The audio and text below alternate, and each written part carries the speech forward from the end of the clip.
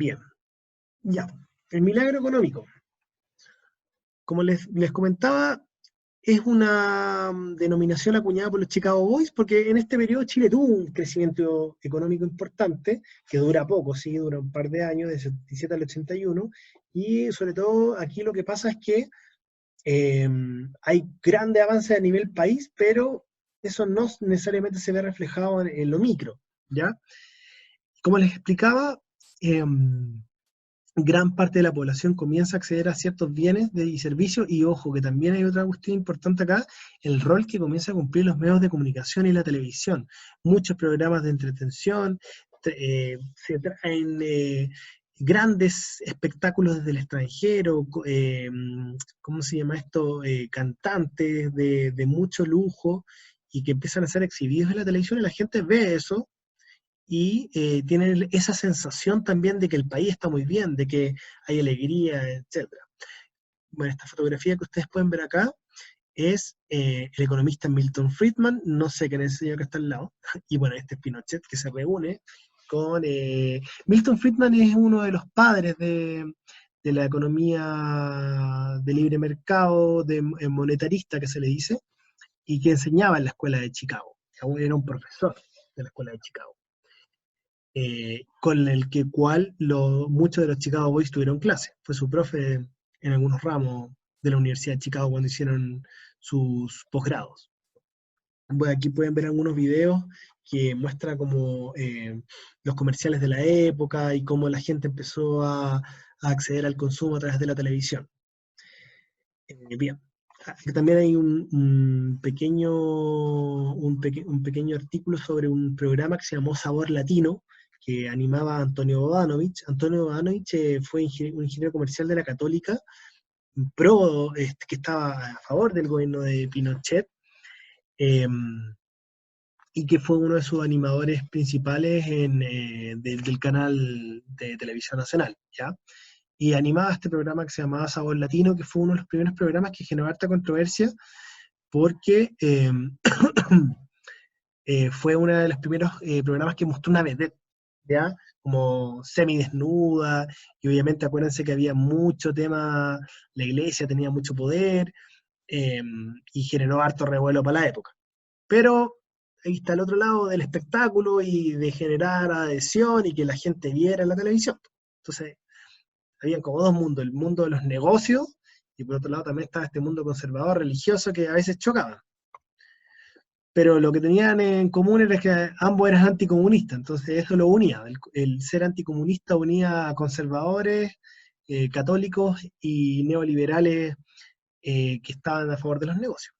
Pero esto es un poquito un ejemplo, siempre es bueno saber quién ha escrito sobre esto. Aquí hay un libro que se llama Ríe cuando todos estén tristes, de Sergio Durán Escobar, que habla sobre el entretenimiento durante la dictadura y cómo ciertos programas eh, tenían ciertos nexos con la Junta de Gobierno y cómo la población vivió en una especie como de sueño, de encanto, mientras estaban ocurriendo atrocidades en las calles, ¿no es cierto?, en el día a día. Bueno, la televisión un poco como que distraía o te sacaba un poco de eso y también, pero en parte encubría lo que sucedía, ¿sí?, directa o indirectamente.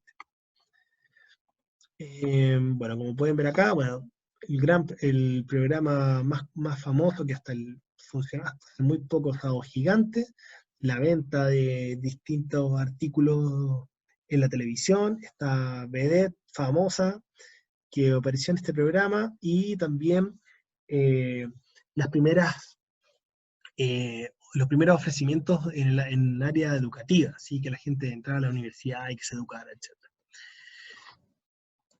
Bien, la segunda parte importante.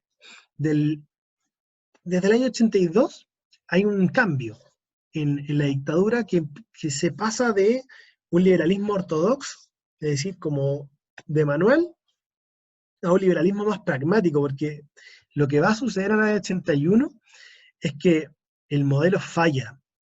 Este modelo este supuesto milagro económico va a dejar la escoba en Chile y va a haber una gran crisis económica que va a dejar muchos cesantes, mucha gente en la calle, y va a empezar una gran crisis en nuestro país. Si bien y hay un cambio un poquito del tema de las privatizaciones, pero viene una segunda oleada de privatización y ahí por fin se desmantela todo este gran estado empresario que existió alguna vez en Chile, con ciertas dificultades, pero había al menos un estado empresario.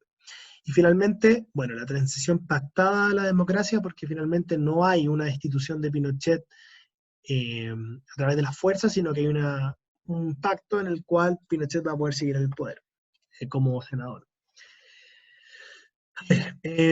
Como explicaba acá, bueno, hay dos grandes oleadas de privatizaciones de empresas en dictadura. Una ocurre primero en los años 70, al principio de la dictadura, y luego hay una segunda oleada entre el 85 y el 89. Gran parte de las empresas que pertenecieron al Estado fueron privatizadas y lo son hasta el día de hoy. ¿Ya?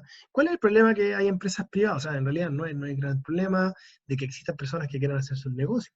El problema es que cuando se privatizan bienes y servicios que son básicos para la población, el Estado puede perder el control sobre esas empresas que, por ejemplo, generan electricidad, luz, eh, agua, perdón, qué sé yo, o alguna empresa relacionada con el azúcar, con algún bien estratégico, con el cobre, etcétera.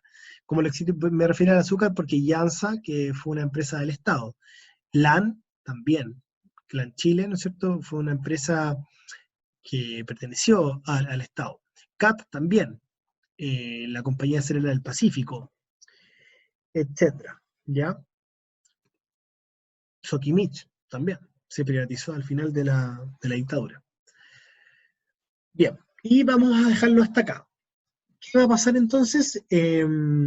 Todo este primer periodo que va desde el 77, perdón, el 73 al 77, con la instalación con la represión hacia los opositores, luego vamos a retroceder para ir explicando.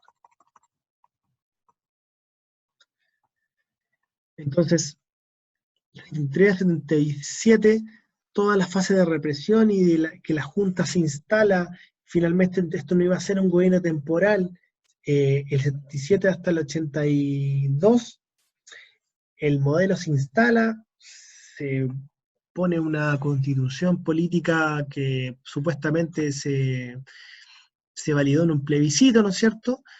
Y finalmente en el año 82 empieza una gran crisis económica ya en nuestro país que va a tener graves consecuencias. Voy a adelantarle solo un poquito. Primera gran consecuencia, bueno, obviamente, cierre de fábricas, aumenta el desempleo, se devalúa nuestra moneda con respecto al dólar, es decir, cada peso va a valer mucho menos dólares, y eso quiere decir que nuestra moneda vale menos en general. Los Chicago Boys entran un poco en un desprestigio, porque sus medidas económicas van a fracasar, y todo, bueno, y el gobierno algo va a hacer, porque también, si viene una dictadura, igual busca generar adhesión en el pueblo, ¿sí? Eh, tasas de desempleo de 23% aproximadamente. Piensen que hoy día con el tema de la pandemia se dice que nosotros vamos a llegar eh, como al 10-12% de desempleo, pero ahí estábamos en un 23%. Frente a eso, la dictadura creó unos programas de empleo mínimo, se llamó el PEM y el POG, ¿ya? Que eran como pequeños trabajos que las personas podían realizar, por ejemplo, barriendo las calles, construyendo caminos, etc. Qué sé yo, armando veredas, ¿sí? Pequeños empleos que se empezaron a realizar en este periodo, construyendo estadios. Ahí hay un tema que a los que son del Colo siempre los molestan de que Pinochet les construyó el estadio monumental y no es así. Ojo, yo no soy del Colo ni tampoco de la UDA, lo mismo eso. Lo que pasó en realidad es que parte de los trabajos del estadio monumental lo construyeron trabajadores que trabajaban en estos programas de empleo mínimo, ya del PEM y el POG. Entonces muchos de los escombros que se retiraron del estadio fueron parte de estos trabajos que se pagaron con estos fondos del PEM y el POG, ¿ya? Bueno, si Pinochet era el colo era otra cosa. Ustedes saben que por lo general los dictadores se hacen como partidarios de los equipos del pueblo. Pasó lo mismo, eh, bueno, en España, por ejemplo, aunque no es un equipo del pueblo, pero sí es un equipo importante. Franco, que fue un dictador importante en España, era hincha del Real Madrid, ¿ya? Bueno, y su archirrival es el Barcelona, que ahí hay hartos temas porque los catalanes tienen dramas con los españoles en general, ellos que tienen una visión más autonomista, independentista. Bueno, bien, ustedes se pueden meter acá en este link, ustedes van a ver los estragos que causó esta crisis económica, ¿ya? Porque obviamente generó hambre, generó que muchas personas en las poblaciones tuvieran que comenzar a vender en las ferias libres. Los típicos coleros son clásicos de esa época, ¿ya? Entonces, es un tema importante lo que va a suceder acá. Y, bueno, lo que voy a ver en la próxima sesión es como las consecuencias de la crisis y las primeras jornadas las jornadas, ciclos de protesta nacional que ocurrieron entre el 83 al 86, ¿ya? Así que lo dejamos hasta ahí, hasta la crisis económica. Bueno, espero no haberme extendido mucho. Yo sé que es harto lo que les hablé, pero espero que quede un poquito más claro toda esta primera gran fase de la dictadura, estos primeros 10 años. Bien, eso chiquillos, chiquillas. Les mando un abrazo, cuídense mucho y bueno, no sé cuándo nos vamos a ver en realidad, pero espero que pronto, ¿ya? O no sé si pronto en realidad, pero bueno, que cuando nos veamos estén las condiciones necesarias para que desarrollemos las clases sin problema eh, y sin que nos contagiemos, que es lo más importante. Así que cuídense mucho. Abrazos, chao, chao.